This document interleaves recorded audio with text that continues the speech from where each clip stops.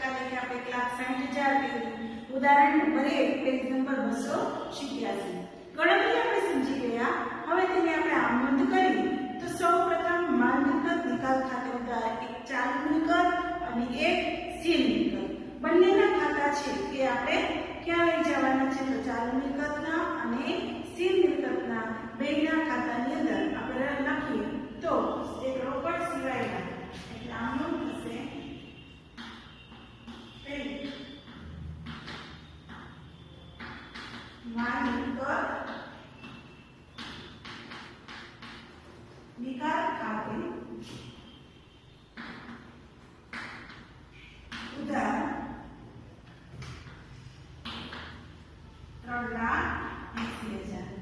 અહીંયા શા માટે આપણે 3,80,000 લખશું તો આપણે ગણતરીમાં જોયું કે ચાલુ મિલકત 1,60,000 છે પણ એમાંથી 20,000 જે છે એ કયા છે તો કે રોકડના. તો રોકડનું ખાતું આપણે બંધ કરવાનું નથી. તો બાકી કેટલા થાય તો બાકી જે આપણે ગણતરી માટે ખાલી ધ્યાનમાં આવે એટલા માટે લખું 1,40,000 છે એ ચાલુ મિલકત પ્લસ જે સ્થિર મિલકત છે એ છે 2,40,000. એટલા માટે ટોટલ આવશે આપણા 3,80,000. તો માલ મિલકત નિકાલ ખાતે ઉધાર આપણે કેટલા લખશું 3,80,000. 3,80,000 કેવી રીતે રોકડ સિવાયની ચાલુ મિલકત અને સ્થિર મિલકત. હવે આપણે આગળ જઈએ તો તે સ્થિર મિલકતો ખાતે 2,40,000 અને તે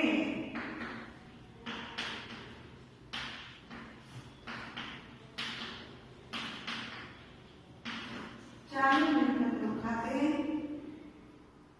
1,40,000. માલ મિલકત નિકાલ ખાતે ઉધાર 3,20,000, સ્થિર મિલકતો ખાતે 2,40,000 અને તે ચાલુ મિલકતો ખાતે 1,40,000. બાબત છે ની અંદર મિલકતોના ખાતા બંધ કરી આપણે ક્યાં લઈ ગયા માલ મિલકત નિકાલ ખાતે.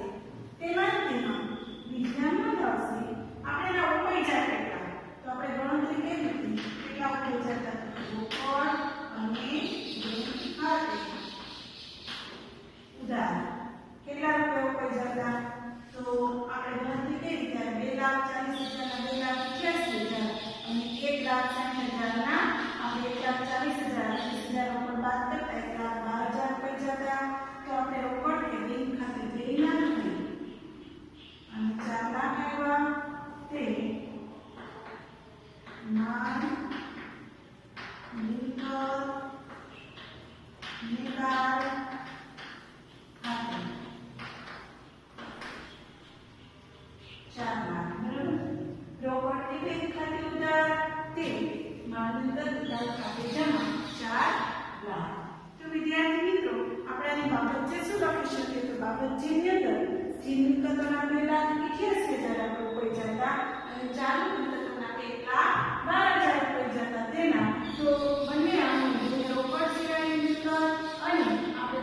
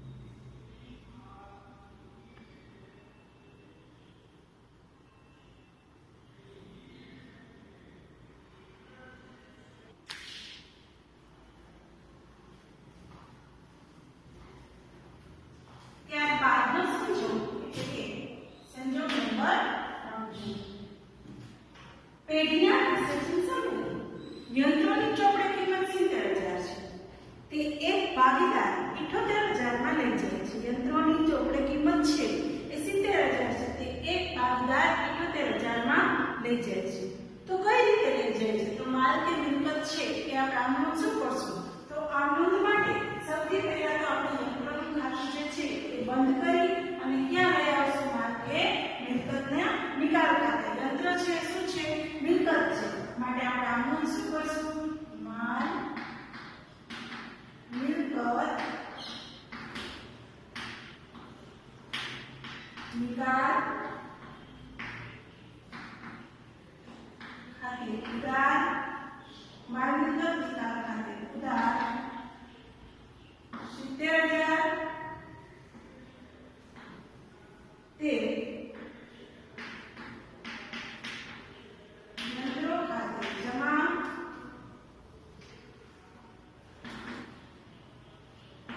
70,000. માલ મિલકત નિકાલ ખાતે ઉધાર 70,000 તે યંત્રો ખાતે જમા 70,000. બાબત છે શું લખશું? તો કે વિસર્જન સમયે યંત્રનું ખાતું બંધ કરી માલ કે મિલકત નિકાલ ખાતે લઈ ગયા તેના. તો વિસર્જન વખતે આપણે જે ખાતું છે બંધ કરીને ક્યાં લઈ આવ્યા? માલ કે મિલકતના નિકાલ ખાતે. ત્યારબાદ આપણે એના ઉપૈજા છે કેટલા? તો આપણે એના ઉપૈજા કેટલા? 78,000.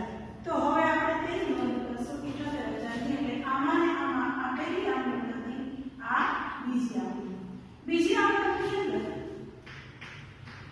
એ ભાગીદાર છે એ પોતે લઈ જાય છે. કેટલા? 78,000. કેટલા? ભાગીદારના મૂલ્ય. હવે આપણે રોકડા નથી, આપણે શું માનીએ? તો કે ભાગીદાર પાસે નાખીએ, કારણ કે ભાગીદાર લઈ જાય છે. એટલા માટે ભાગીદારના મૂલ્ય ખાતે ઉધાર કેટલામાં લઈ જાય છે? તો 78,000. અને તે માલ કે મિલકત નિકાલ ખાતે જમા કેટલા કરશું? 78,000. તો ભાગીદારના મૂલ્ય ખાતે ઉધાર તે માલ કે મિલકત નિકાલ ખાતે જમા 78,000.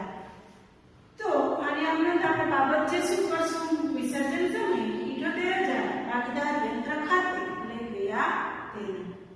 કારણ કે ભાગીદારે 78,000 માં યંત્ર લેવાનું સ્વીકાર્યું છે એટલા માટે. તો વિદ્યાર્થી મિત્રો, આપણે આમ નોંધ છે એ જ આપણે પરીક્ષામાં પૂછાઈ શકે. તો આપણે આમ નોંધ છે ક્રમ વાઇઝ, મુદ્દા વાઇઝ, સંજોગ વાઇઝ લેતા જઈએ છીએ.